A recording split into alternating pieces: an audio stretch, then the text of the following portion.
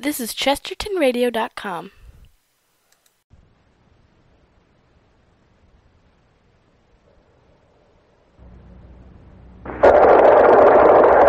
This is John Daly with the Greek army of Alexander of Macedon in the Persian theater of operations. Here, near the Tigris River, we will soon know whether the war between Greece and Persia is to be ended by a negotiated peace. For the meeting that Emperor Darius of Persia asked for yesterday is about to take place.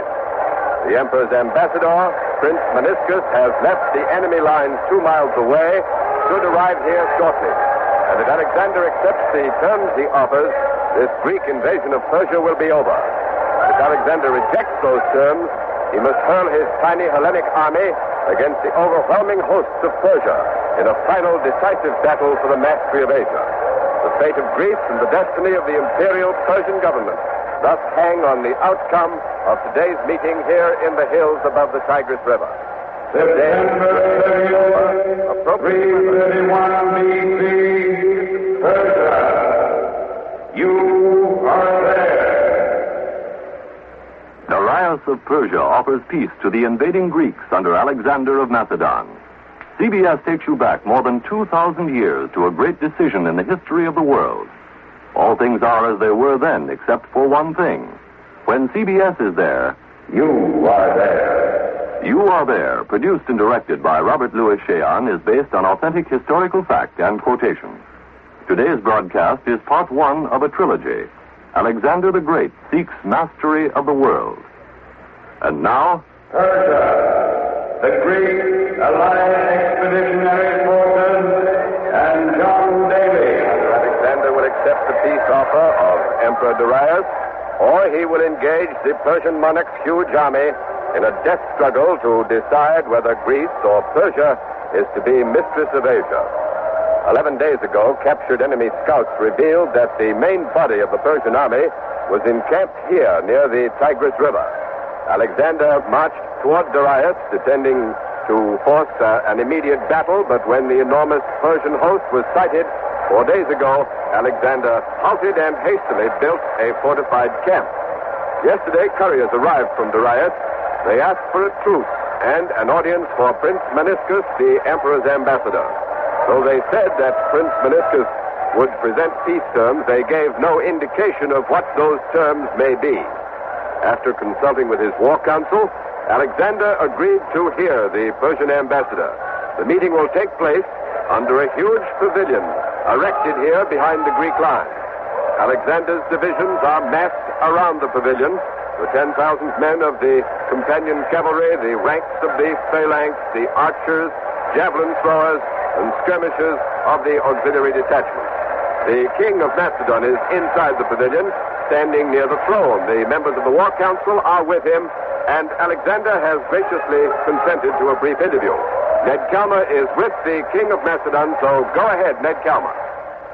The king of Macedon is in conversation with his counselors. He's promised to join us in just a moment. On this, perhaps the most important day of his life, the young monarch, only 25 years old, seems fresh and relaxed, utterly without care. A figure of a handsome youth with the finely developed body of an Olympic athlete. He's wearing a short linen tunic. His helmet is of polished steel with a white plume. His neckpiece, also of polished steel, ornamented with precious stones, which Alexander has ended his conversation now, and he's coming this way. Your Majesty, by your leave, what peace terms do you think Prince Meniscus will offer on behalf of the Emperor Darius? What terms will Darius offer? Why, the sun, the moon, and the stars. Your Majesty is not serious. Why not? The heavenly spheres are a fitting ransom for an emperor to pay for the return of his family. Then you think the Emperor is offering peace in order to get back his mother and daughter whom you captured 2 years ago? That may be, but I also flatter myself that the great king wishes to make peace because he fears us. If I remember correctly, sire, 2 years ago, Darius offered only a treaty of friendship in return for his mother and daughter. You remember correctly. I rejected that offer. Well, will you make peace with Darius now if he offers more than a treaty of friendship? Perhaps. If he offers enough. Well, how much is enough, sire? Oh, The sun, the moon, and the stars. Yes, I know, but seriously, Your Majesty. Very well, then, if you insist on being serious, the Emperor Darius may have back his family, and peace, too, if he will yield to me the throne of Asia. That's a royal ransom. Royal indeed. But to ask less would be an insult to the honor of the Emperor's family. But, sire, suppose the Emperor is not prepared to bid that high for his family and peace. Will you accept less than the throne of Asia? Let us not anticipate. Let us hear what Darius offers. It amuses me to have the Emperor of all Asia come begging to the King of Little Macedon. It reminds me of a tale that was told to me when I was among the Israelites. As the tale goes, there was a giant named Goliath and a young lad named David. Now, these two... Sire, if Your Majesty will forgive me, the Persian ambassador arrives. Thank you. You must forgive me now. The sun, the moon, and the stars approach me. Thank you, Your Majesty. As you heard, Prince Meniscus, the Persian ambassador, is arriving. So back to John Daly. You are coming this way through the Greek lines. Prince Meniscus is riding in a gilded war chariot drawn by 6 black horses, gaily caparisoned. An escort of about 100 mounted Persian nobles rides with him, and they appear to be members of the great emperor's personal bodyguard, that famous group of warriors known as the Kinsmen. The Kinsmen wear heavy jeweled armor. Prince Meniscus, however, does not wear battle dress. He is clothed in a flowing golden robe. And now the Persians have halted near the pavilion. Prince Meniscus steps down from the chariot. His escort is dismounting and gathering around him. The prince is a tall man, well over 6 feet in height, has a look of arrogance, as perhaps befits the representative of the ruler of most of the civilized world. He takes a large golden casket from one of the kinsmen and enters the pavilion. Alexander is seated on the throne. Prince Meniscus kneels before Alexander and sets down the golden casket on the floor of the pavilion, which is covered with rich purple carpets. The prince remains on his knees in accordance with Persian protocol, waiting for Alexander to bid him rise. Alexander speaks. We bid you welcome, Alexander, King of the Macedons. I bring you a gift of jewels and gold from him upon whom the King of Heaven has bestowed the dominion of the earth, to whom the almighty Ahura Mazda has granted the surface of the 4 quarters, whom Providence has eminently distinguished with glory, exaltation, majesty, and with multitudes of devoted champions and confederates. The Emperor Darius, King of the Persians and the Medes, and ruler of all Asia, we thank your royal master for these tokens of his esteem. But in the list of impressive powers, titles, and honors that you attribute to him, you err in the last particular. Your master is not ruler of all Asia, not by half. I rule the lands west of the Tigris River, and will shortly rule the lands east of the Tigris as well. That is in the hands of the gods, sire. In any case, my lord Darius does not fear to do battle against you. He has summoned his retainers from every corner of Asia. We have 200,000 horsemen on the plain below, and 800,000 foot soldiers. 1,000,000 men, sire, and you have only 47,000. We outnumber you 20 to 1. Ah, but you forget, Prince, I defeated a Persian army that was much superior numerically 2 years ago. At Issus, I do not forget. Issus was merely an accident. It will not happen again.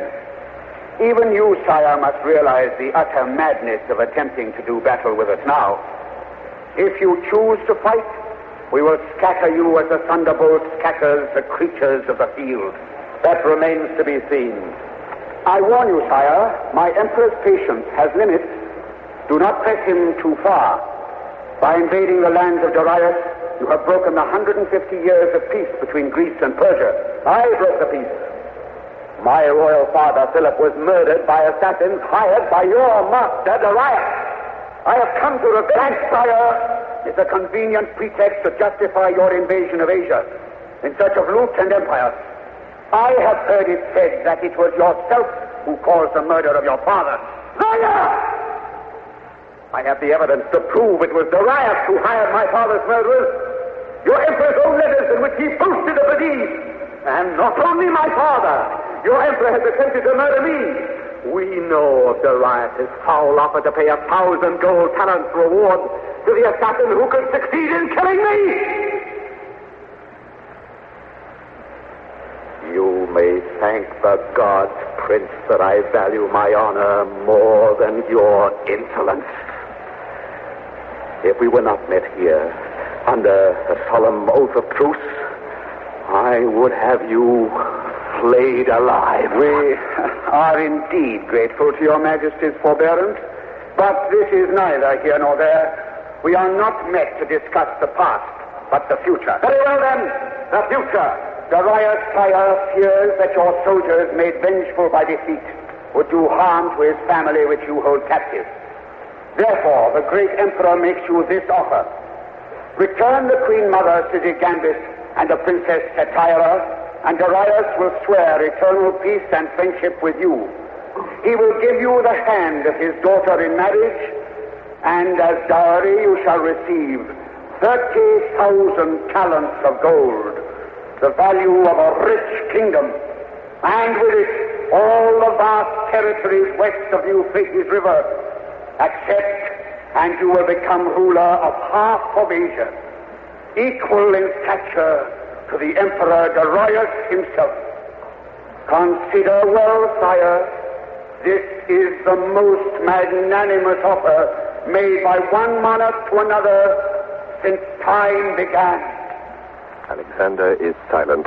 His face is a mask. It's impossible to tell what his reactions are. He just gazes at Meniscus. Now Alexander rises and the King of Macedon speaks. Your master's offer is worthy of our deliberation. I shall weigh it with my counsel. Alexander has left the golden throne, motioning to his counselors to follow him. The King of Macedon is striding toward a nearby tent. He and his counselors will be in session there probably for some time. The young king does not necessarily have to follow their advice. Although he appeared visibly impressed by the offer, we have no way of knowing whether or not he will accept. One of the men who is probably best able to judge what is in Alexander's mind at this moment is Captain Hephaestion, commander of a Greek cavalry regiment and one of Alexander's most intimate friends. Don Hollenbeck is with Captain Hephaestion outside the pavilion among the cavalry, so go ahead, Don Hollenbeck. Captain Hephaestion, do you think Alexander will accept this Persian offer? Offer? The Persian has offered nothing. Nothing? Do you consider half of Asia to be nothing? Alexander already holds half of Asia by right of conquest. Well, what about the hand of the emperor's daughter in marriage? The Princess Statira is a captive. If Alexander wishes to wed her, what is there to stop him? That's a good point, Captain, but what about those 30,000 talents of gold? At Persepolis, the Persian capital, are 30 times 30,000 talents of gold. And it will all belong to Alexander when he defeats Darius on the battlefield. Oh, you think you can win on the battlefield in view of the tremendous odds spelled out by Prince Meniscus? Alexander has conquered Asia Minor. He has liberated Egypt. He has leveled the great high-walled city of Tyre. The gods blessed his banners at Granicus and Ithus. The barbarians between the Tigris and the Euphrates were defeated. Everywhere the faint of heart thought victory impossible to achieve, and everywhere Alexander has been victorious. And he will be victorious again. He must conquer Darius, otherwise he betrays his destiny. Destiny? What does Alexander consider to be his destiny? Alexander claims to be a direct descendant of Heracles and Dionysius. His divinity was proclaimed by the oracles of Delphi and Zeus Ammon. And his destiny, as proclaimed by these oracles, is to conquer and rule the world as a god. Do you believe Alexander's a god? What I believe is of no consequence. Well, if Alexander considers it his destiny as a god to conquer Asia, why is he even taking time to consider this Persian offer? The king amuses himself. He pretends to be impressed by our Persian emperor. He is also courteous to his counselors, lending ear to their advice. But all the while, he is unshakably resolved upon the conquest of Persia. Mark my word, Alexander will shortly fling the Persian author back into the teeth of Darius. There will be no peace today, but war. Thank you, Captain Hephaestion. The young cavalry commander has given us one opinion as to how Alexander will decide. There is, however, another point of view, and for that opinion, we take you behind the Greek lines now to the village of Gaugamela. Ken Roberts speaking. Here, in a large and magnificently appointed tent, are the living quarters of the Emperor Darius' mother and daughter, the elderly Queen Sisygambis and the 18-year-old Princess Stateira. The gracious Persian Queen Mother and the beautiful princess have been traveling with this Greek army ever since they were taken prisoner at Issus 2 years ago. Alexander is a frequent visitor here, and he has supplied his royal captives with all the comforts of royalty. Your Majesty, Captain Hephaestion has just said that in his opinion, Alexander will definitely reject your son's offer of peace. May we have your comment on that? I know Hephaestion well. He has the mind of a robber. He did not receive any land from Alexander's conquest in the west. He wishes to receive land in the east. He hopes that Alexander will continue his campaign. Therefore, Hephaestion speaks his own mind, not the mind of the king of Macedon. Well, Your Majesty, what do you think Alexander will do? I'm an old woman. The young king has confided in me as he would to his mother. He has told me of his ambitions. In the beginning, he wished to spread the rule of Greece across Asia. But now, he has met and learned about our ancient, rich Persian civilization. He has learned to love our Eastern way of life. And he recognizes how crude and barbaric are the ways of the Greek. Well, then, in your opinion, Your Majesty, Alexander has turned his back on his Greek ideals? Let us say that he has outgrown them. Now he desires to create a blending of the East and West. He wishes Greece and Persia to be one. So, Alexander will make peace today with my son, and he will marry my granddaughter, the Princess Stateira. Well, now my next question is rather a bold one, but I ask it because you've graciously consented to answer it. Is the princess agreeable to the match? The Princess Stateira is the daughter of an emperor. She obeys her father's commands. Frankly, I think it cannot be at all difficult to obey this command. The king of Macedon is a very handsome and charming man. Thank you, Your Majesty, Queen Sisygambis. There's still no news from the conference tent where Alexander is discussing the Persian peace offer with his counselors. We have had some interesting reactions from persons close to the scene on what Alexander should or should not do. Just how accurately do these views reflect the desires of the Greek home front? For a report on that question, let's hear, after a brief pause, from Quincy Howe in our studios in Athens, Greece. Go ahead, Quincy Howe. As far as I can make out, the Athenians want Alexander to turn down Darius' peace offer. They want Alexander to fight a battle. But when it comes to their reasons for wanting him to fight, the Athenians are split into two parties. The chief spokesmen of these parties are with me in our studios here. On my left is the director of the Lyceum School on the west side of Athens, near the Gardens of Apollo, the philosopher and scientist Aristotle. On my right is the outstanding civic leader in Athens today, former Lord of the Treasury, member of the City Council, General Demosthenes. I'm going to ask Demosthenes to speak first. Will you tell us, sir, why your party hopes that Alexander will reject the Persian peace offer and fight Darius? Sir, Alexander is a tyrant who must be destroyed. And Persia is the only power on earth strong enough to destroy him. Rubbish. Well, General, that's a rather remarkable statement, especially from a Greek. Why, Demosthenes, do you object to Alexander? Why do you want him destroyed? 5 years ago, the city-states of Greece were free. We were at peace, flourishing. Then, hungry for power, this young upstart led his armies down from Macedon. Without provocation, he attacked our cities, tore down our walls, snuffed out our democracies, and forced us to submit to his tyranny.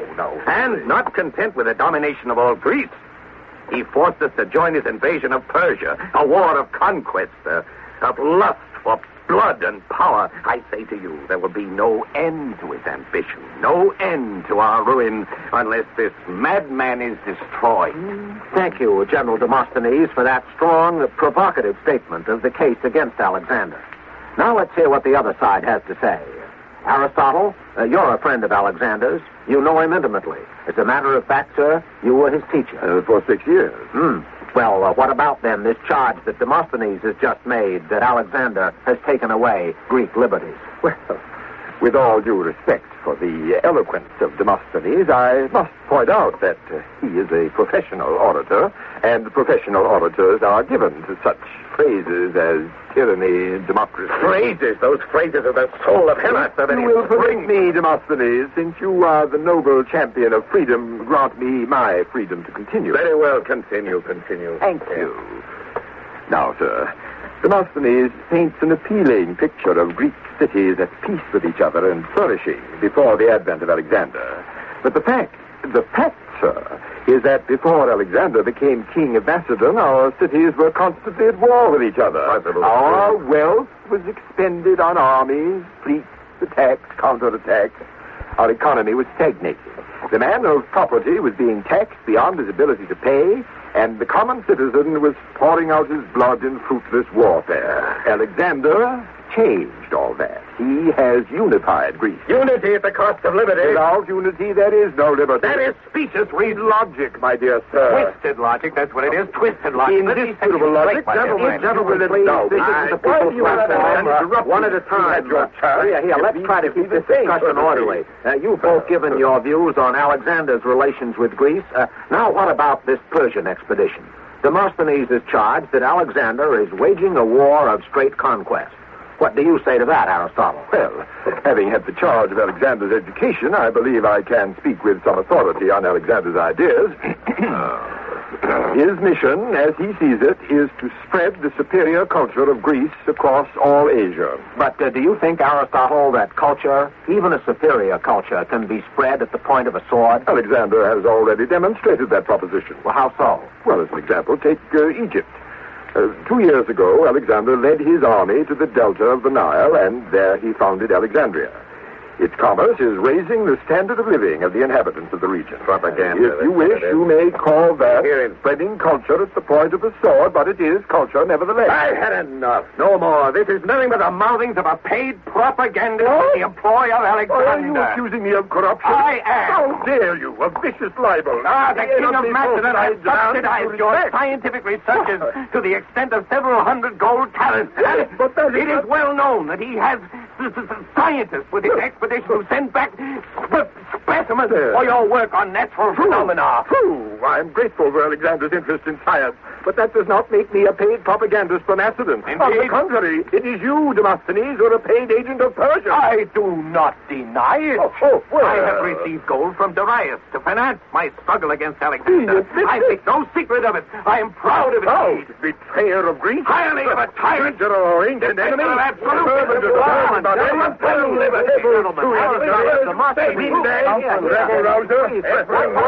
Conference has ended. Here, gentlemen, yes, here. Just a minute. I'll have to interrupt this discussion. I've just been informed that Alexander's conference with his war council has ended.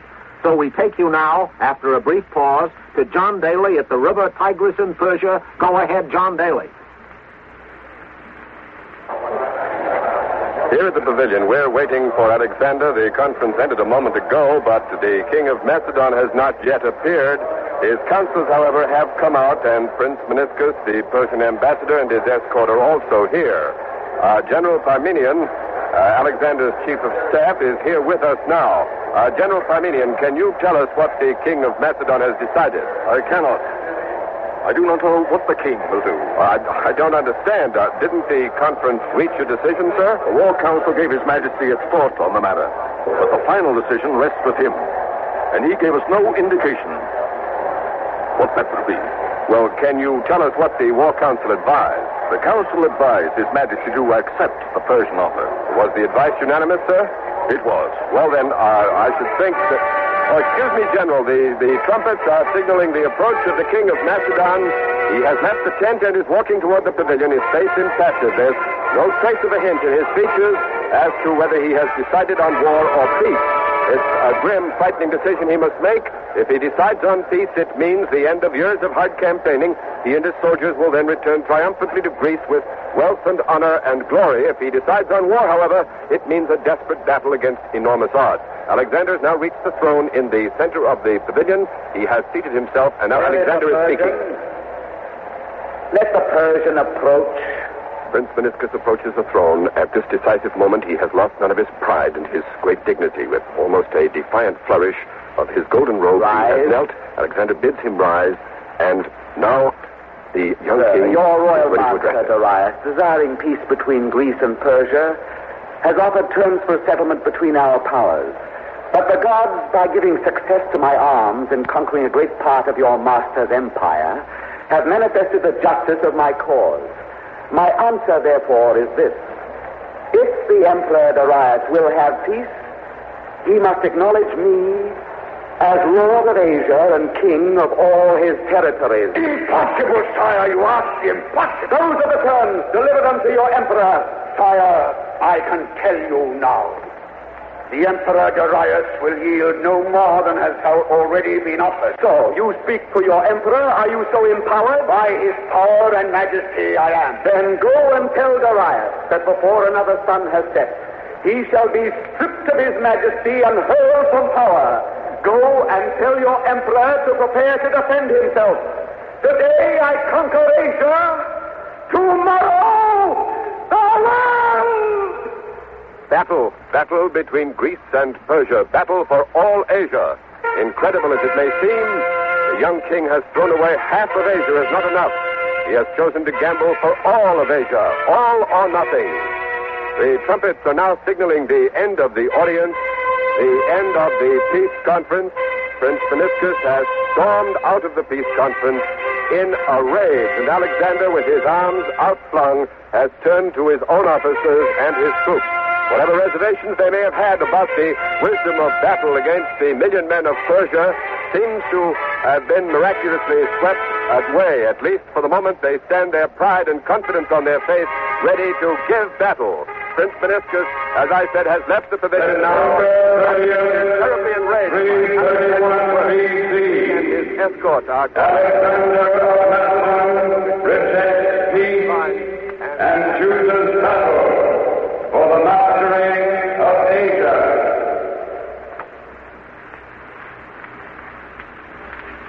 You have been listening to The Peace Offer, another broadcast in the series You Are There, produced and directed by Robert Louis Cheon. The Peace Offer was written by Michael Sklar. It was part one of a trilogy, Alexander the Great Seeks Mastery of the World.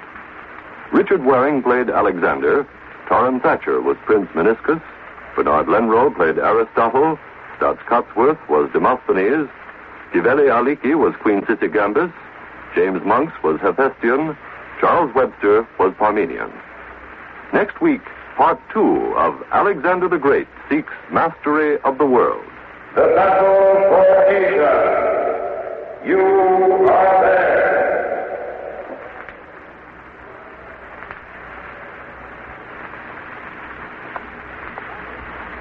Tonight on CBS, you'll find solid enjoyment and laughter on the Electric Theater as Miss Helen Hayes plays a backwoods wife who gets tired of drudgery and asks for a divorce. Hollywood star Eve Arden is also heard again as Our Miss Brooks, America's gayest schoolteacher. The Electric Theater and Our Miss Brooks are regular Sunday night features on most of these same CBS stations. This is CBS, Jack Benny's radio address, the Columbia Broadcasting System.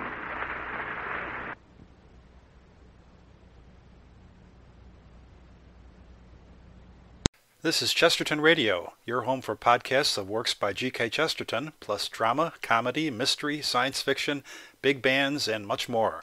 The soundtrack to your Chesterton day at chestertonradio.com.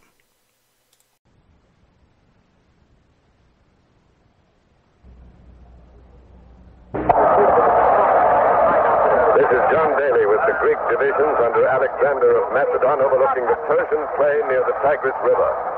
In a few minutes, on this cold gray dawn in the 111th Olympiad, the King of Macedon will lead these men, a tiny army of only 47,000 soldiers, down to the attack on 1 million enemy troops led by Emperor Darius of Persia.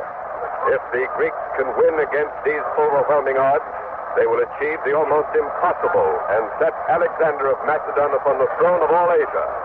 If they are defeated, however, these Greek soldiers know that the Persians will show them no mercy. They know that the stake today is literally victory or death. Can the Greeks win against these terrific odds? That's the question uppermost in the minds of every officer, every foot soldier, October 1st, 331 BC, Persia. You are there. Alexander of Macedon about to attack Darius of Persia. 47,000 Greeks against 1 million Persians. CBS takes you back more than 2,000 years to the most amazing gamble in all military history. All things are as they were then, except for one thing. When CBS is there, you are there. You Are There, produced and directed by Robert Louis Cheon, is based on authentic historical fact and quotation. Today's broadcast, The Battle for Asia, is part 2 of a trilogy. Alexander the Great seeks mastery of the world. And now, Persia, with the Greek forces at the Tigris River and John Daly. Greeks against 1 million warriors of Asia, odds far greater than any army has ever faced before. The feeling among the troops today is in direct contrast to the sentiment that prevailed here yesterday. Yesterday, Alexander's men were excited at the prospect of peace. The Persian Emperor Darius offered the Greek king half of Asia if he would end the war. The troops were hopeful that Alexander would accept, but the king of Macedon rejected the offer. He chose instead to fight for all Asia. And although his men are determined to equip themselves as well as they can, they don't welcome the prospect of today's fight. They see themselves going into almost suicidal battle. Why did Alexander turn down Darius's offer? Why did he choose to throw his badly outnumbered Greek force against the huge army of the Persians? For some answers to these questions, we take you now to Greek Army headquarters somewhere behind the lines and Major George Fielding Elliott. In choosing to fight rather than make peace, Alexander is gambling everything on his belief that the small but superbly disciplined army can defeat the army of Darius, which is vastly superior in numbers but loosely organized. During the 3 years that Alexander has been campaigning against the Persians, he has put his faith in Greek discipline against Persian numbers again and again, and won. At the river Granicus, it was 30,000 Greeks against perhaps 200,000 Persians, and Alexander won. At the Battle of Issus, it was 40,000 Greeks against about 400,000 Persians, and Alexander won. But today the odds are not 7-1, they are not 10-1, they are 20-1. And the question is, will Alexander's hitherto successful formula stand the test of these newer and greater odds? The Persian front is so wide that it extends far beyond the Greek flank. It is entirely possible that despite Alexander's superior mobility, the Persians will outflank, surround, and destroy him by sheer weight of numbers. Darius has chosen today's battlefield. It's a broad, flat, and deep plain, perfect for maneuvering the great masses of men at his disposal. The main weight of the Persian attack will undoubtedly be aimed at the Greek flank. If Alexander can succeed in keeping his flanks from being rolled back, if he can stave off encirclement by the Persians, he has a fighting chance to win this battle. Ned Kelmer on the left flank of the Greek army reports enemy activity. So go ahead, Ned Kelmer. From our position here at the Greek left flank, we can see a large body of Persian cavalry coming into the enemy line directly opposite. It's impossible to tell how many there are. The men here estimate their number to be at least 10,000. These men are going to have to fight against those Persians when the battle begins. So let's get their reaction to that additional enemy cavalry. Here's a mercenary with me now, a professional soldier, a veteran about 40 years old. He tells me his name is Nearchus. Where are you from, Nearchus? Men who fight for a living don't have any particular home. Oh, I guess they don't. Well, where were you born? Sparta. What unit are you with, Nearchus? The javelin throwers. Oh, then you men will be among the first to engage the Persian cavalry. How do you feel about that? I'll kill my share of Persians before I die. Then you expect to die in this battle? The Persians will take no prisoners. But if Alexander wins, won't he? Win? Against 1 million enemies? The king of Macedon has tempted the fates once too often. He has defied the god of chance for the last time. But hasn't Alexander led the army to victory over great odds in the past? We've been lucky. But this time Alexander has gambled away the life of every soldier in the army. Then you think Alexander should have made peace yesterday with Darius? The whole army wanted the king to make peace. Even the war council advised him to accept the Persian offer. But Alexander wasn't satisfied with half of Asia. No, he must have all Asia. He wants to conquer the world. The world! We'll fight. But the only Persian soil we'll win is the soil they bury us in. But I'll kill my share of Persians before I die. Thank you, Nearchus. Yes, if I'm to die, I'll take my share with me. Yes, I know you will. Thank you again, Nearchus. The soldier with us now, judging from his armor, appears to be a cavalryman. Is that right, soldier? Yes, I'm with the Athenian mounted auxiliaries. Will you tell us your name, please? Pausanias. I assume you're not a mercenary, Pausanias. You're one of the Athenian conscripts. Yes, we were conscripted to serve by the Athenian city council. I don't blame the city councilors. They had no choice.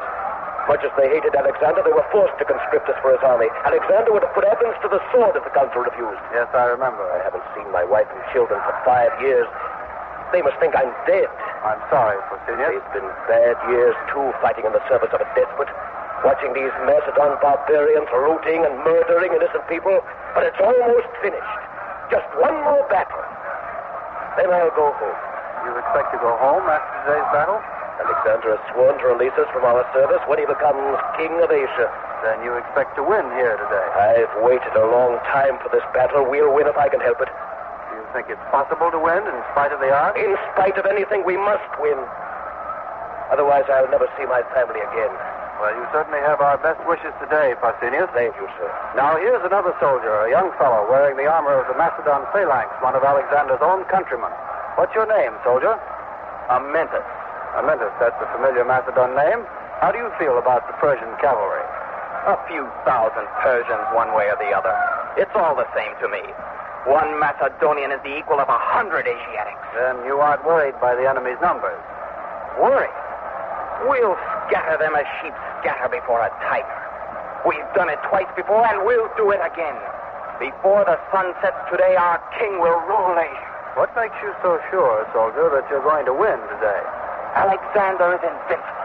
A god born to rule the world. Our king has crushed every enemy that scares me. Something is happening in the center of the Persian line, and it's causing a great deal of excitement here among these Greek troops. The enemy seems to be leading a number of huge animals out in front of their position. John Daly, in the center of the Greek line, must have a better view of them than I have, so go ahead, John Daly. We've moved forward about 100 yards in front of the Greek line with several officers to get a closer look at those animals. I count 4, 7, 12, at least 15 of them. Great, hulking, four-footed monsters. Each one must stand about 10 feet high, weigh easily several tons. Their hides are gray in color. Each foot is as thick as the trunk of a tree. They seem to have long, flapping ears and tusks protruding from their jaws after the fashion of wild boars. Their snouts are long and flexible. You'll probably find this hard to believe, but their snouts reach almost to the ground. The bodies of the beasts are covered with plates of armor, and the animals have platforms lashed to their backs, probably for fighting men to ride on. General Parmenion, Alexander's chief of staff and commander of the Greek left flank, is coming up to this point now on horseback. Several staff officers are with him. They're probably coming up here to get a closer look at the Persian beast.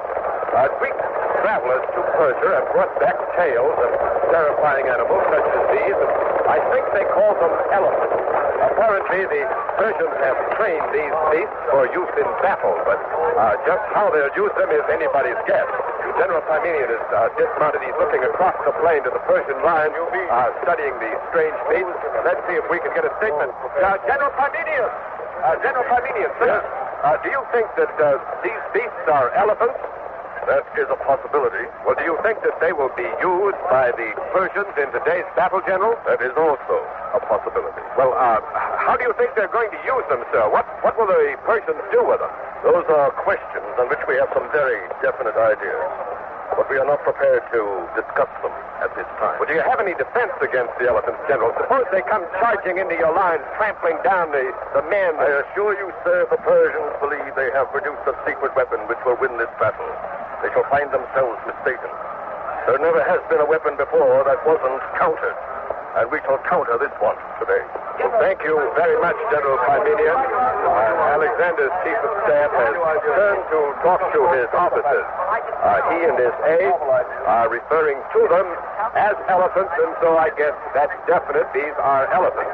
Don Hollenbeck at Greek headquarters behind the line informs me that he has a Persian prisoner with him who is willing to give us some accurate information about this new Persian weapon. So over to Don Hollenbeck.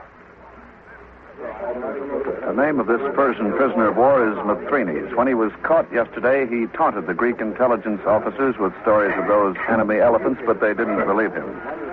Now, however, the Greek officers have given me permission to interview the prisoner. Mutiny is a tall man, swarthy, black hair and a black beard curled in the Persian fashion. His armor is very fine. He's probably a member of the Persian nobility. Is that correct, Mutiny? Yes. I am a kinsman. Oh, a member of the Emperor's bodyguard. Yes. The kinsmen are the nobles of Persia who enjoy that privilege. We're the finest body of troops in the army of His Majesty, Darius. Yes, I'm told you were caught by a very ordinary detachment of Greek scouts. I beg your pardon, sir. They were Thracian scouts, not Greeks. There's quite a difference. What is the difference? Well, the men of Thrace are a more warlike people than the Greeks. Closer in blood to the Persians. Well, I understand that for warlike Persians, you people didn't put up much of a fight. There was no reason to resist. My party was outnumbered, and so we surrendered. What about those elephants in the center of the Persian line, Mutiny? What can you tell us about them? Ah, yes, the elephants. The Indian war elephant is the most fearful, terrifying weapon in modern warfare. It's not too much to say that the war elephant is the decisive, the absolute weapon of battle. Their effect on the enemy is incalculable. They strike terror in the hearts of their opponents.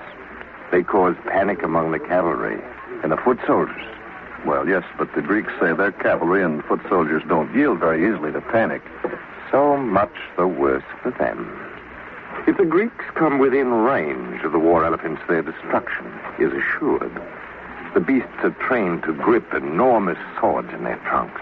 Swords 15 feet long. They're trained to cut and slash at the enemy formations with those swords. Their tusks can gore a man with ease. With its trunk, the elephant can seize a man and horse, lift them into the air, and dash them to the ground, killing them instantly.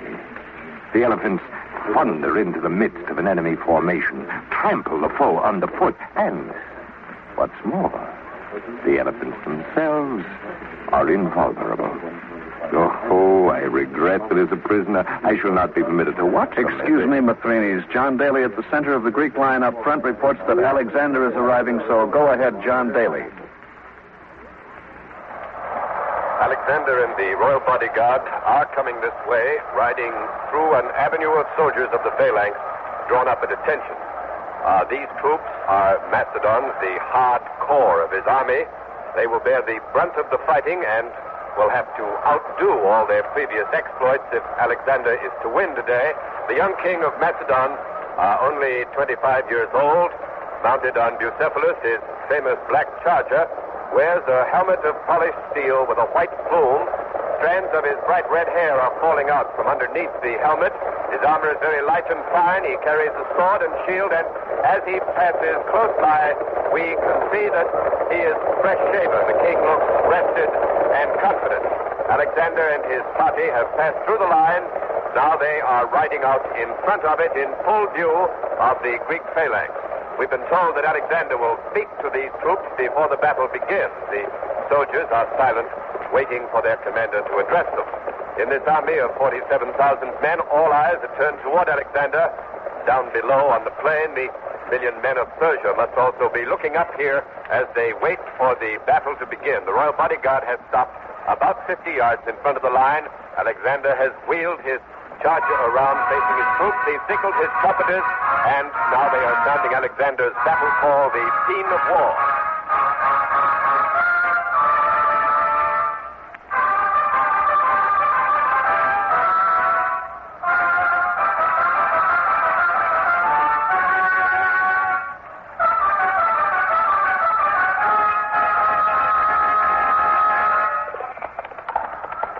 Alexander has spurred Bucephalus toward his troops and walked through, and now he is addressing the soldiers. Soldiers of Greece, I shall not attempt with many words to stir you to valor. I ask only that you remember your heroic deeds of the past. Their memory shall be enough to incite you to glorious triumph.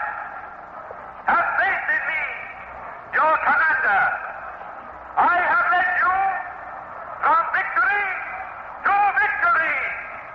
Remember, this time we fight not for a mere city, not for a province. The prize today is all Asia. I admit the task is difficult, yet the battle must have only one outcome. We must destroy the enemy. If we fail, there is no retreat. Behind us are the river Tigris, the Euphrates, and countless miles of enemy land. We must advance and conquer. Alexander has turned his charger toward the enemy, raising his arms high, sword in one hand, shield in the other. The king of Macedon lifts his eyes to heaven and speaks once again. O Zeus, ruler of the gods, all-powerful, lend your divine aid to my army. Give me victory today, O my father. Alexander has invoked the aid of Zeus, and the king called the ruler of the gods his father. For the first time, Alexander has publicly revealed what Greece has long suspected. He actually believes that he is the son not of the mortal Philip of Macedon, but of the mighty mortal Zeus. Once more he calls out, men of Greece. Forward to the attack, and now, with a blare of trumpets, the army has begun to move forward. When a man speaks, Alexander has ordered absolute silence until the enemy is engaged. I'm going to move down the hill with the Greek center above me at the very crest of this long hill. Ken Roberts has a commanding view of the entire battlefield. We'll cover the initial phase of the attack. Go ahead, Ken Roberts. The vanguard of the Greek army is now almost midway down the hill, moving swiftly toward the Persians. The magnificently disciplined Greek phalanx, 1,000 men wide and 16 ranks deep, each man carrying an 18-foot spear, is advancing inexorably in perfect unison towards the mass of the Persian center, which stretches out like a leviathan on each flank, waiting to engulf the relatively tiny Greek force. The Persians have at least 50,000 cavalrymen at each wing of their long line. Between the cavalry wings and the center, Darius has massed several 100,000 foot soldiers. And right there at the Persian center, protected by the screen of elephants, is the war chariot of the Persian emperor, surrounded by his bodyguard of kinsmen. The two armies are now separated by only a few hundred yards, and the Persian left is moving forward. Darius is not waiting for Alexander to reach his lines.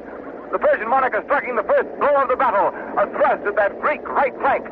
Richard Hottelet is down below me to the right, closer to this action. Go ahead, Hottelet.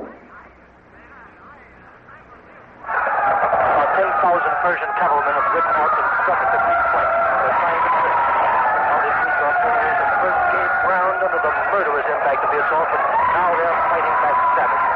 Some of those Persians are fighting with swords and lances, others throw javelins, and still others are mounted bowmen loosing their arrows as they shout. The Greeks are attempting to maintain their cavalry formation using swords. The fighting seems indecisive. Greeks and Persians are falling. Now more Persians are coming into the fight. Darius is sending in reinforcements, but it's impossible to tell yet whether this is the main enemy thrust. Alexander hasn't yet sent any of the Macedonian heavy cavalry to help the Greek auxiliaries. The Greeks are giving ground. Ned Calmer reports that the Persians have launched an even more furious assault across the plain on the Greek left flank. So over to him. Go ahead, Ned Calmer. From my position with General Parmenian's staff, I can see the fighting some distance away. The Persians struck at this flank in two columns. They're using tens of thousands of cavalry, archers, javelin men, and scores of chariots. They're knifing into the Greek line like demons with swords and lances, cutting a path of blood and death as they go. One Persian column is now attempting to turn the Greek flank. The other is fighting to break through at the center. General Parmenian is employing all his forces in a supreme effort to stem this murderous assault. He's thrown in the 1st and 2nd divisions of the phalanx, the Salian cavalry, the Thessalian horse, and the foot soldiers of the auxiliary brigade. But it doesn't seem possible that Parmenian can save the situation. The staff position here is being encircled rapidly. It looks very bad here. This is Don Hollenbeck at Greek headquarters behind the lines. Go ahead, Ned Calmer.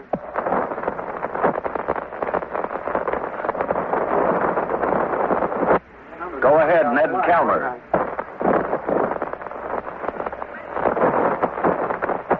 We hope to reestablish contact with the Greek left flank. The Greek forces are not only running into difficulty on their right and left flanks, but they're also in trouble here. Persian detachments right now are attacking the headquarters camp. The camp guards are resisting fiercely. Seleucus, commander of the guards, has sent a message to Alexander telling him of the situation and asking for help. A bulletin's just been handed to me. It's from General Parmenian, commander of the Greek left flank. The forces under Parmenian have been completely encircled. They're in danger of annihilation, and the general has sent couriers to Alexander urging assistance. Ken Roberts, up at the crest of the hill overlooking the battlefield, reports activity in the center of the Greek line now, so over to him. Go ahead, Ken Roberts. Alexander is paying no attention to the dangerous situation on his flank and in his rear.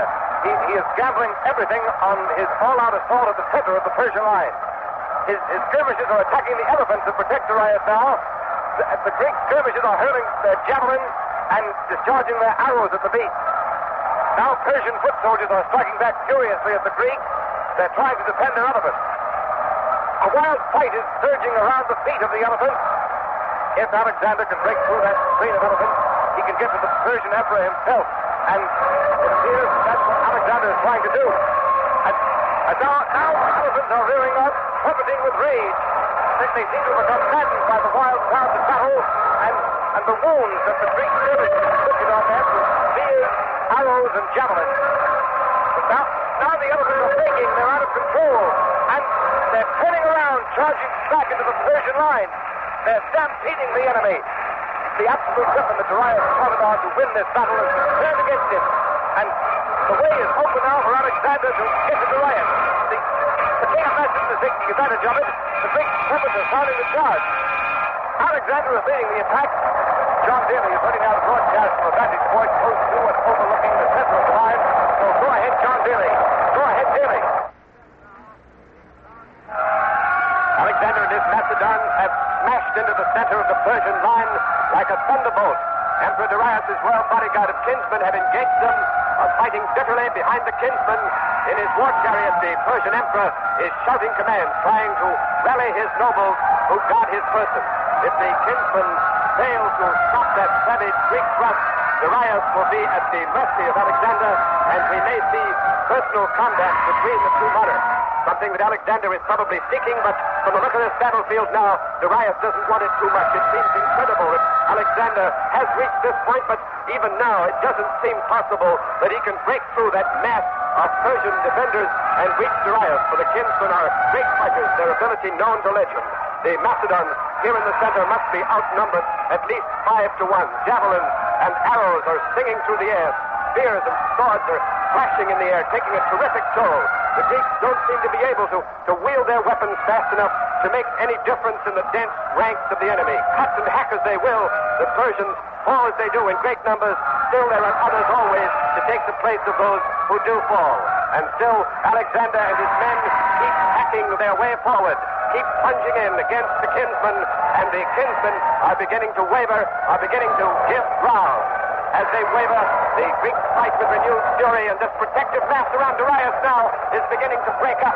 Alexander is beginning to drive through the kinsmen straight toward Darius' war chariot. Alexander's been waiting for this moment for years. It's been one of his ambitions to destroy Darius in hand-to-hand combat. But Darius has turned.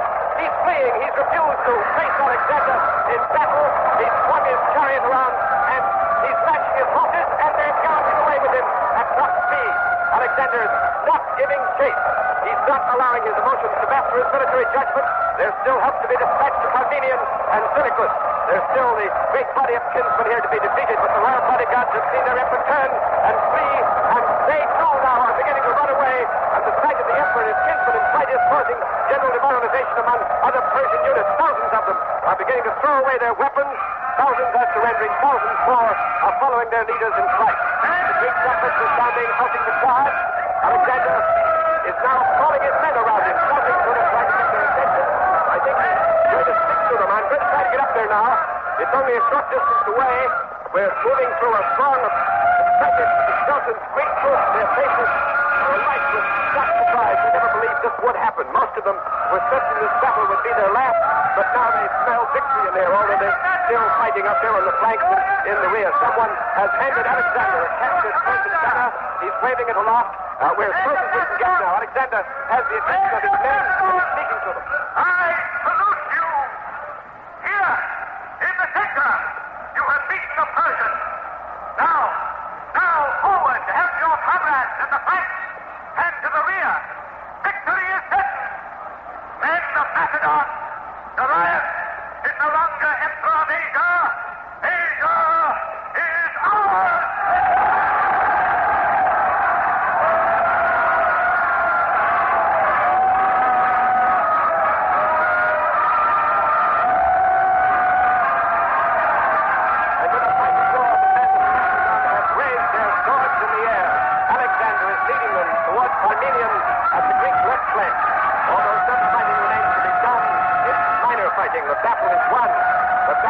Asia is over, an astonishing, incredible victory for Greece.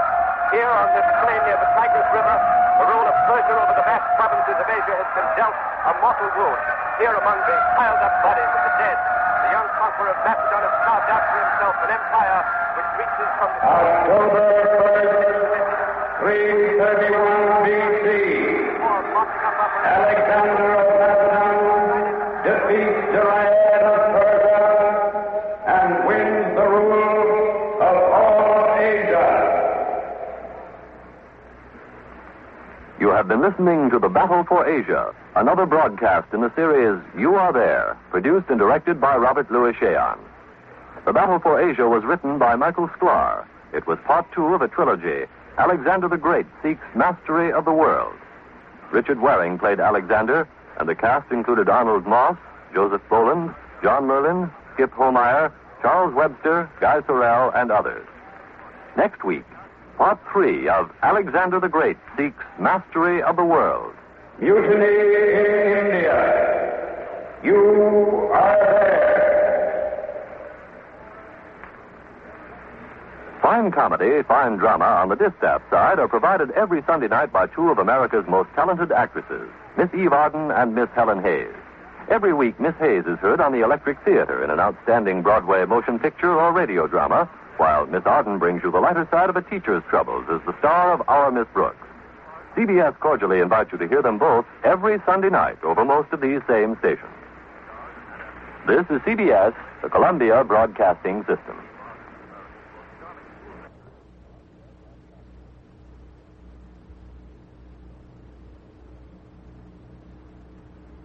This is Chesterton Radio, the true, good, and beautiful at chestertonradio.com.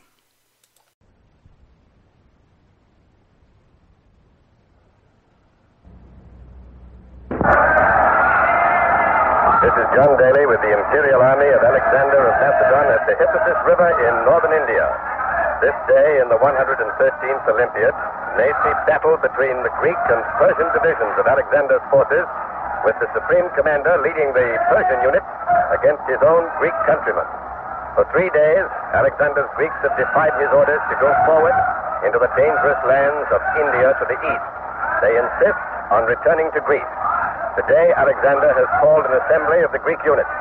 It is expected that he will offer his countrymen one last chance to end their mutiny.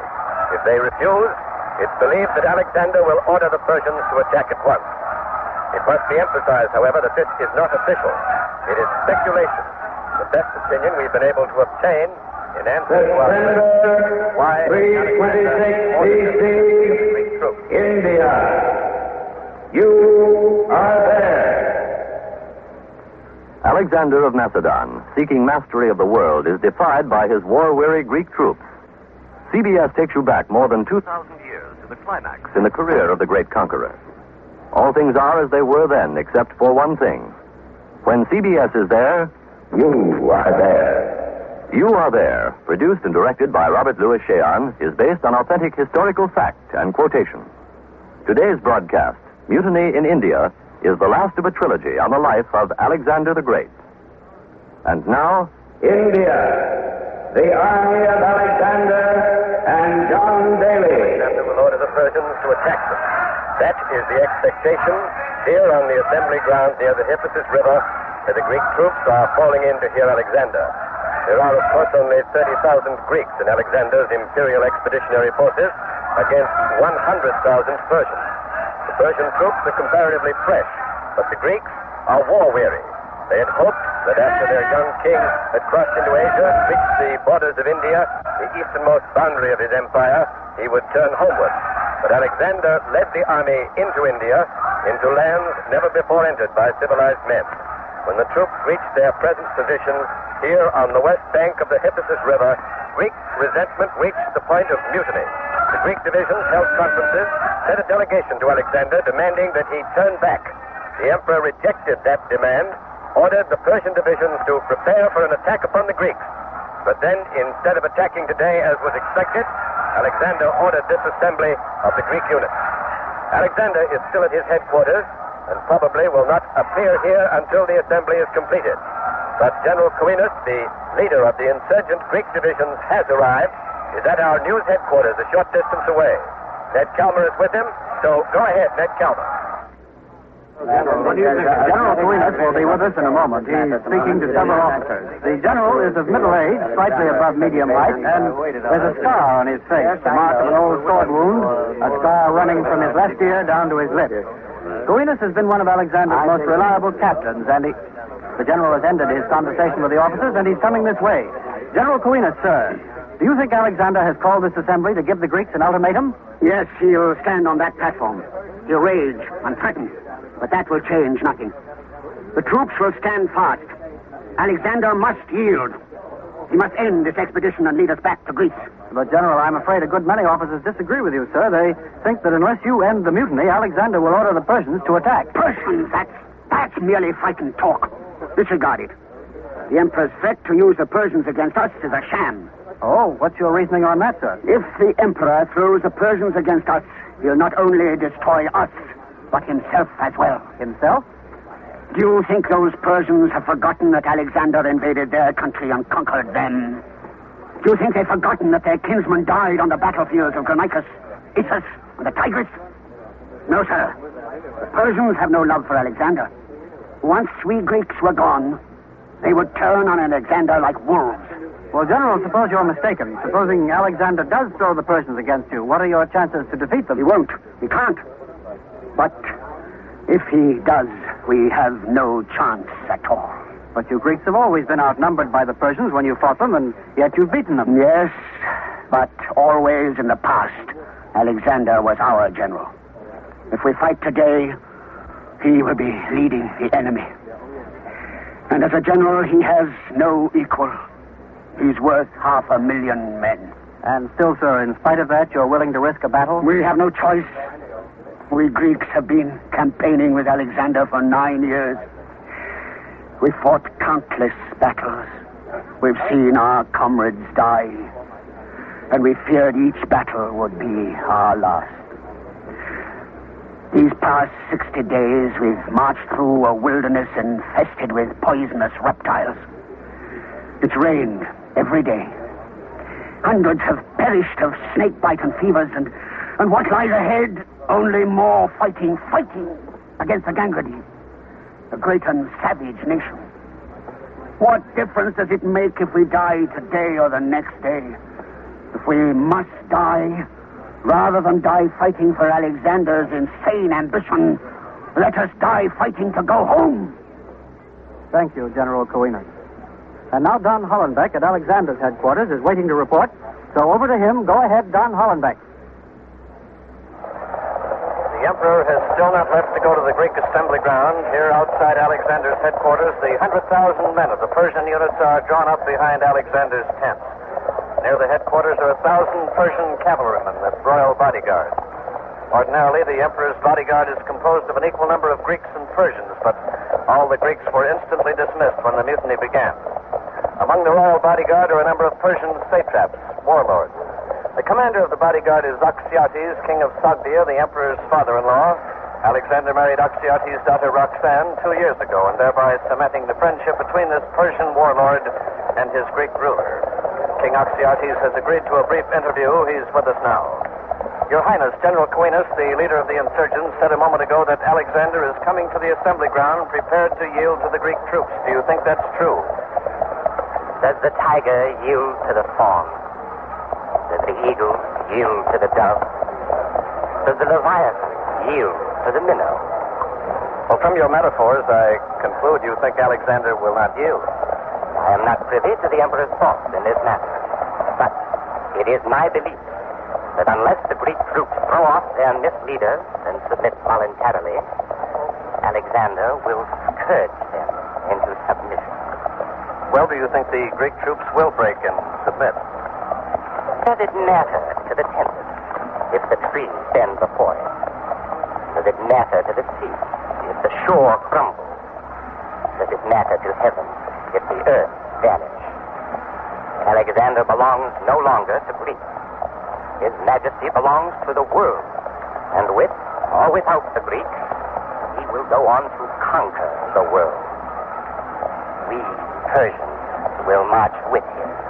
But the Gangrene who lie ahead are reported to be very strong. It said they have 2,000 war chariots, 20,000 cavalry, 200,000 infantry, and 3,000 war elephants.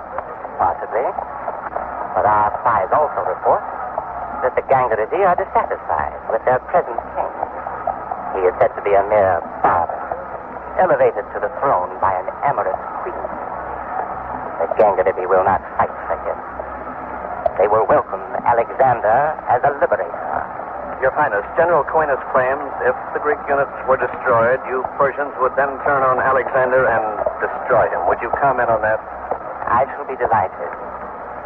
Alexander has enlarged my kingdom 5-fold. He has married my daughter. She will bear him sons who will one day reign in his place on the high throne of Asia. Does a father murder a beloved son? Does a vassal murder the ruler he honors?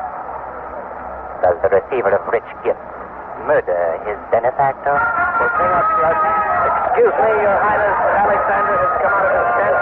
He wears battle dress. He's made some significant changes in his armor. In the past, Alexander's armor has been a mixture of Greek and Persian design, symbolizing the unity of both peoples. But today, the Emperor's battle dress is Persian from helmet to boot. The Emperor looks weary, older than his 33 years. His face reflects the strain he's been under these 3 days of the Greek mutiny. Alexander and King Oxyates and the other Persian satraps have mounted now. Behind them, the thousands. The trumpets are sounding. Alexander spurs his chargers forward. The cavalrymen dig into the flanks of their mounts, and behind the cavalry, the entire Persian force begins to move. Alexander's riding to the assembly ground with all the Persian divisions behind him, so back to John Daly with the Greek troops. Go ahead, John Daly. From our position here at the assembly ground, we can see Alexander and the vanguard of the Persians coming over the crest of a hill about half a mile away. They're riding at gallop, raising a heavy cloud of dust as they approach. The Greek troops here are watching their king approach. They're silent, resolute, seem ready for anything. The veterans of Alexander's campaigns are standing rank upon rank, 30,000 of them, drawn up by division. To my left, the famous companion cavalry, the spearhead of all Alexander's victories. Next to them, the phalanx, Alexander's mighty hammer, which has shattered every enemy line Alexander has met in 9 years of victorious campaign. To the right, the light armed foot soldiers, the most mobile and highly disciplined body of troops in the world. All these men show signs of the hard campaigning they've undergone, especially these past 2 years since the invasion of India. Alexander's bodyguard has halted now at the edge of the field. Behind the bodyguard, the Persian divisions are also coming to a rest. But Alexander, alone, continues to ride on toward this platform through the ranks of the Greek troops. But the Greeks do not salute their commander and king. They hold him accountable for their suffering. The men are prone thin, wasted by hunger and disease. Their armor is dented and rusty. Many of them have festering wounds. The king of Macedon has reined up before the platform. Quickly, he dismounts without a word to anyone. Without a glance at General Coenus, he's mounting the steps of the platform from which he will speak. A lone figure before the 30,000 silently accusing and defiant Greeks who must be wondering whether their emperor will actually hurl the Persians against them unless they end their mutiny. Alexander is speaking. 3 days ago, your spokesman informed me that you refused to continue the campaign beyond the Hypasus River. Soldiers of Greece, this is treason! I should have nailed your spokesman to the nearest trees, flogged thousands into obedience, cut off hundreds of heads, as I did twice before, when traitors dared to rebel against me. Philotas, Callisthenes, Parmenion, all traitors and all dead. Yet, out of my love for you, my fellow countrymen, my simple soldiers who shared danger with me and victory, I am showing the greatest of forbearance. Soldiers of Greece, there are limits to my patience. We go forward against the Gangrene, forward to new and ever more glorious victories, forward to mastery of the world. Alexander's words have drawn no response from the Greek divisions. The men are absolutely silent, unmoved by the eloquence of their king. They've heard his eloquence before, and apparently General Coenus is mounting the platform. Alexander turns to him. Coenus confronts his king. Now back to the platform. When you charge us with treason, we have opposed your will, but only because it has become necessary to place a limit upon our suffering, your suffering. Have not I, your emperor, suffered as painfully as the commonest soldier? True, sire, but you must realize how numerous we Greeks were 9 years ago when you marched forth from Macedon on this expedition. You must realize, sire, how few of our original numbers have survived. I and you who have survived have sacks of gold and precious jewels. Oh, when I became your king, you were peasants living in mud huts. Now you are men of wealth and power. I have made you princes of Asia. But we are men, sire. We have a great yearning to see our wives and children. Of what use is gold to us if we die here on an alien soil? Lead us, we beg you, back to Greece. Then, if it be your wish, lead a new expedition against the Gangrene. Young men will flock to your banner, replacing us who have grown old and weak in battle and hardship watch. March at once, or by my father Zeus, the Persians attack. I beseech you, sire, trust not the Persians. You rule their bodies, but not their hearts. Trust us, sire, us, your loyal Greeks. We who honor and love you. Fool! Mortal! It is I, Alexander, Emperor of Asia, son of the divine Zeus Ammon, a demigod who speaks. Forward, I say! Forward! No! Greetings! The emperor is leaving the platform, his face pale with rage. General Coenus has just ordered the Greeks to prepare to resist an attack. Should Alexander order it now? The king has mounted. He's riding towards the Persians. The men are turning to face the Persian divisions. Cavalrymen are setting their lances, archers fitting arrows to their bows. Soldiers of the phalanx have locked shields and raised their long spears. Others have drawn their swords. The Persians haven't moved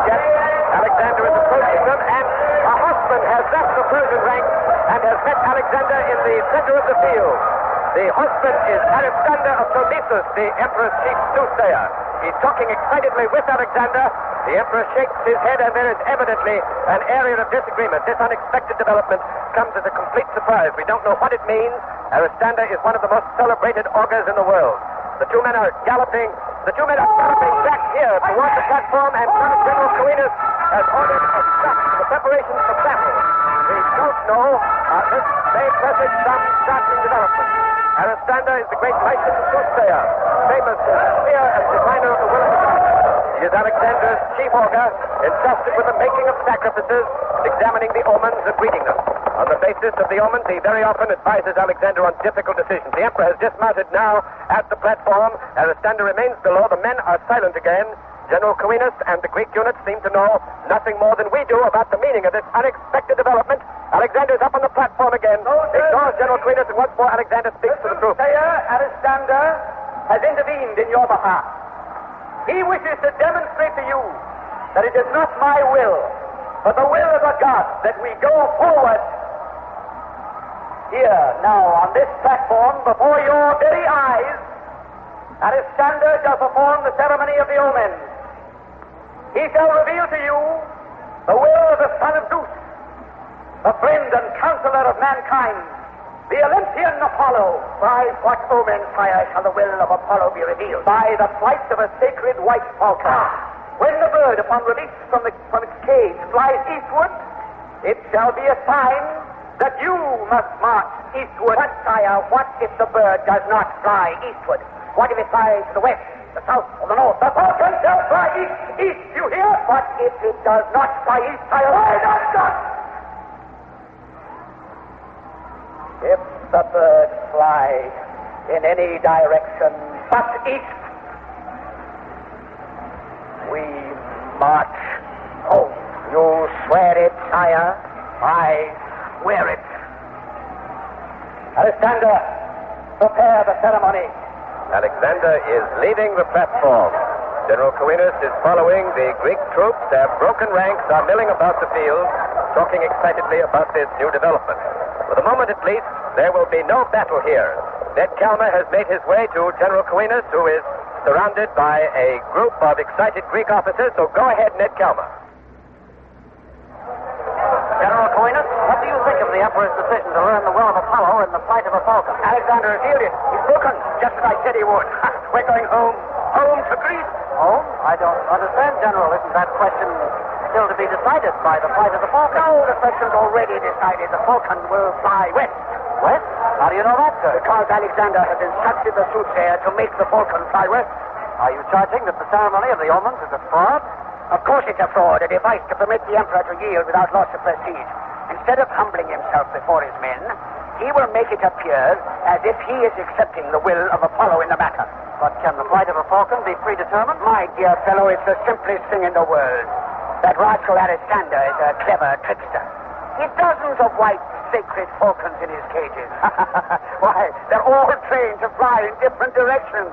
Some to the west, some to the east, and so forth. I'm a member of Alexander's staff. I've seen it done before. I told you this would happen. Alexander has realized at last that without his Greek divisions, he cannot conquer anything. Without us, he could not even hold the throne of Asia. Without the consent and support of loyal troops, even an emperor is nothing. Thank you, General Coenus. And now I'm informed that Don Hollenbeck, who's with Alexander and the Persian divisions at the edge of the assembly grounds, is ready with a report on the Persian point of view on this matter. So over to him. Go ahead, Don Hollenbeck. I'm in a tent that's been hastily put up here to shade Alexander and his Persian satraps while they await the ceremony of the omens. Alexander is talking to members of his royal bodyguard. But here with us again is General Oxyates. Your Highness, General Coenus has just said the ceremony of the omens will be a fraud. He says that Alexander will direct the flight of the sacred falcon and that the bird will fly west, signifying Alexander's capitulation to the will of the Greeks. What's your comment on that? I am not a Greek. I know nothing of their gods or their ceremonies. But I do know my son-in-law. Alexander has not approached so close to his majestic goal of world domination, only to be stopped now by a handful of miserable Greeks. But, Your Highness, if Alexander means to continue the expedition, why has he offered this ceremony of the omens? He could have attacked. Alexander is not only shrewd, he is also merciful. If Greeks are to die this day, he wishes to sacrifice as few of his countrymen as possible. Therefore, he plays upon their superstition. He knows that when the falcon flies east, many Greek soldiers will accept it as the will of Apollo and capitulate. You say the falcon will fly east, and you also think the ceremony will be a fraud. Well, let us not call it a fraud. It is a wise stratagem. We Persians worship the god who rides the blazing sun chariot across the heavens, the supreme Ahura Mazda. But even among us, however, kings have been known to instruct the Magi to, shall we say, assist our god in determining what mortals should do. Do not believe General Coenus. The expedition goes on. Thank you, King Oxyates. And now John Daly reports that the ceremony of the omens has begun, so back to the platform. Go ahead, John Daly. Up there on the platform, the ceremony of the omens has begun with an invocation by a chorus of 12 Greek boys. The chorus is chanting the hymn of Apollo, which begins with the words, "We will sing in praise of thee, glorious son of Zeus, who dwellest on the snowy peak, where in sacred oracles thou hast proclaimed tidings prophetic from the divine tripodic seat." Alexander the soothsayer stands at the center of the platform, wears a white robe girded about the waist by a belt of hammered gold. On his brow, the soothsayer wears a finely wrought chaplet, also of gold. The chanting boys are dressed in white tunics and short white skirts. Their invocation is accompanied by the music of a flute and a lyre, and on a high tripod in full view of the troop is the instrument that will reveal the will of Apollo and the fate of this expedition, a large cage which contains a white falcon. Alexander still hasn't arrived, so let's listen to the hymn for a moment.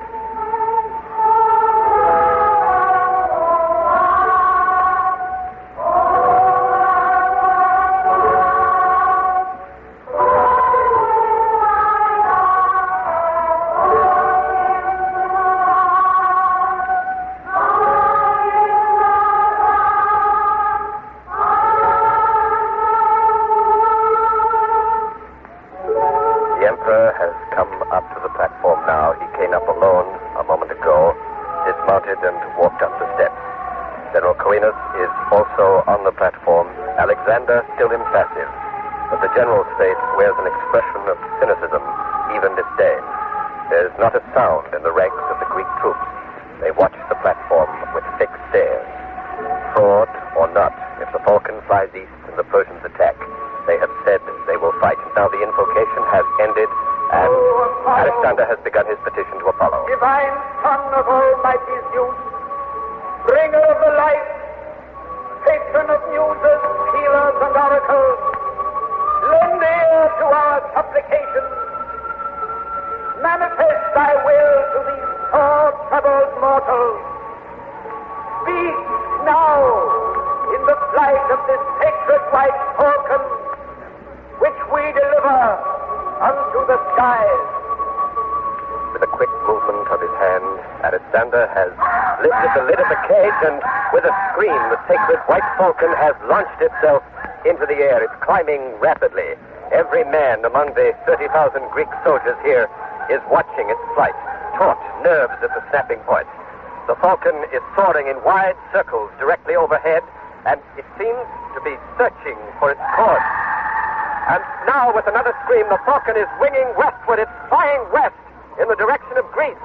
And to a man, every Greek has turned to Alexander on the platform. The bird has flown west, but will Alexander keep his promise? The king is still watching the falcon. As it grows smaller and smaller in the distance, there's an expression of bitter heartbreak, sorrow on his face. Now the king is speaking. Of Greece, Apollo has spoken.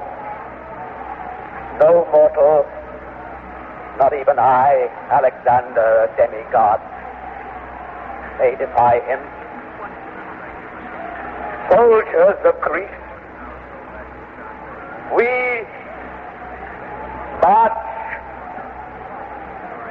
home.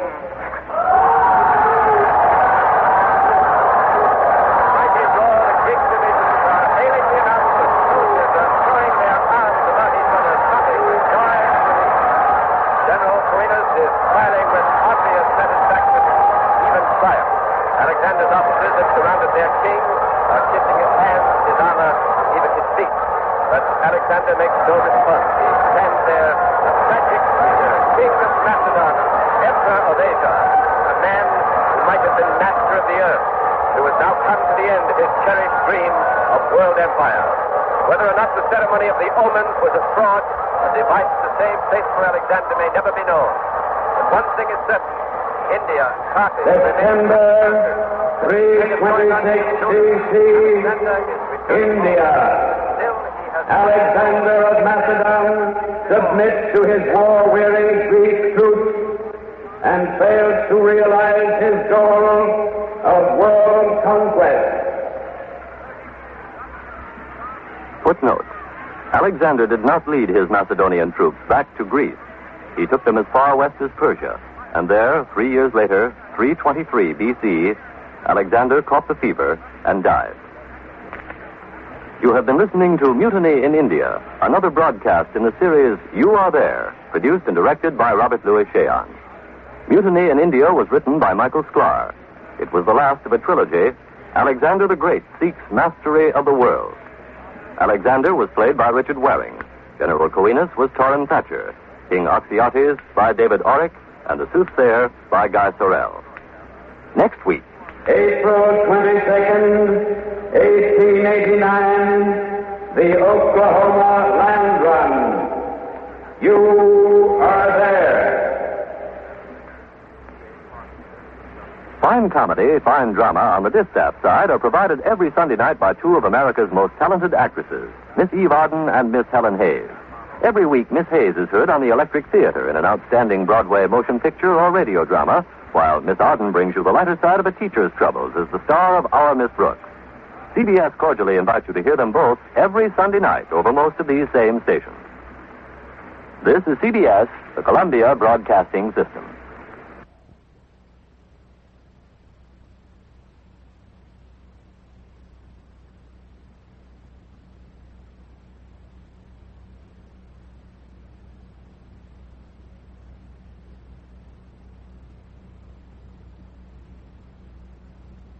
You are listening to Chesterton Radio at chestertonradio.com.